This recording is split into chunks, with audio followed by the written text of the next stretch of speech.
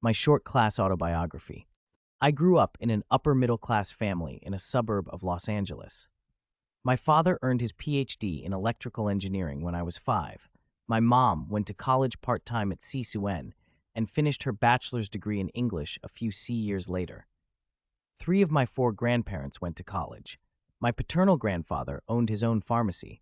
My maternal grandfather had a law degree but was employed as a railroad worker.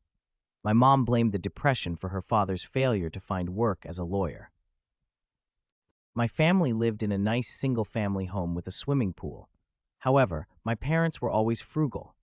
We never bought new cars until I finished high school. Our vacations consisted almost entirely in camping, and my weekly allowance was $0.5 per year of age. Later, I bargained for a raise to $0.07 per year of age. Their fiscal restraint allowed my parents to invest in real estate, buying several homes as rental properties. I went to public school for my entire K-12 education, with the exception of 4th grade, when my parents put me in a private Greek Orthodox school to avoid being bused. I was always a good student, and fortunately, my elementary school offered ability tracking beginning in 1st or 2nd grade, if I recall correctly. By junior high, I considered non-ability track classes to be not only a waste of time, but very distressing. The regular kids, as I called them, were generally anti-intellectual and impulsive. There wasn't much physical abuse, but there was a lot of emotional abuse, and the less I saw of the regular kids, the better. Many readers will attribute my school performance and attitudes to my class background, but this is a deep mistake. True, virtually all of the students in my ability groups came from middle-class families, but most of the regular kids were middle-class too, and I always saw my older brother, a mediocre student, as one of the regular kids. Furthermore, both of my parents discouraged my elitist attitudes, but I just ignored them. My friends growing up all came from roughly the same social class as I did. The class background of my friends diversified only after I went to college. My best friend from my undergraduate days at UC Berkeley was the only son of immigrants from Latin America. My best friend from my time as a graduate student at Princeton came from a very poor family in the Poconos. But our class differences made no difference to us. Our common intellectual interests, values, and sense of humor were the glue of our friendship.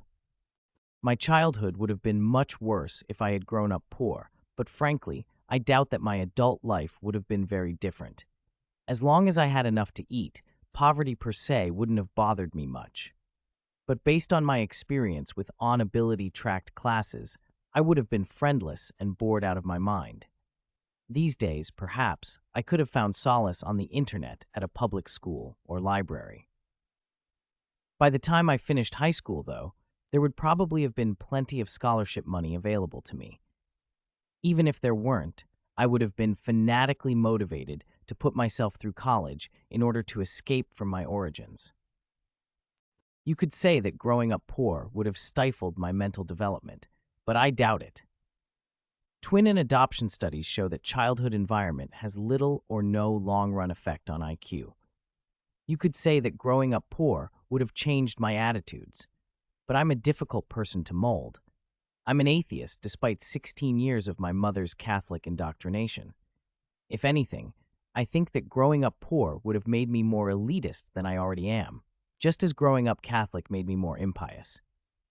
For my adult life to have been radically different, I would probably have needed to grow up in an absolutely poor family in the third world, not a relatively poor family in the first world.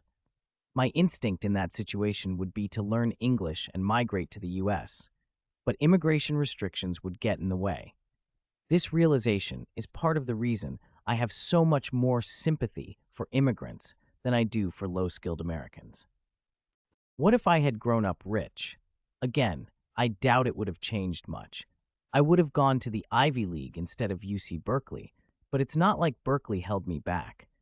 Perhaps I would have been less ambitious if I came from a rich family, but who knows? From what I've seen, the standard function of class autobiography is to make middle and upper class authors feel guilty and the lower and working class authors feel resentful.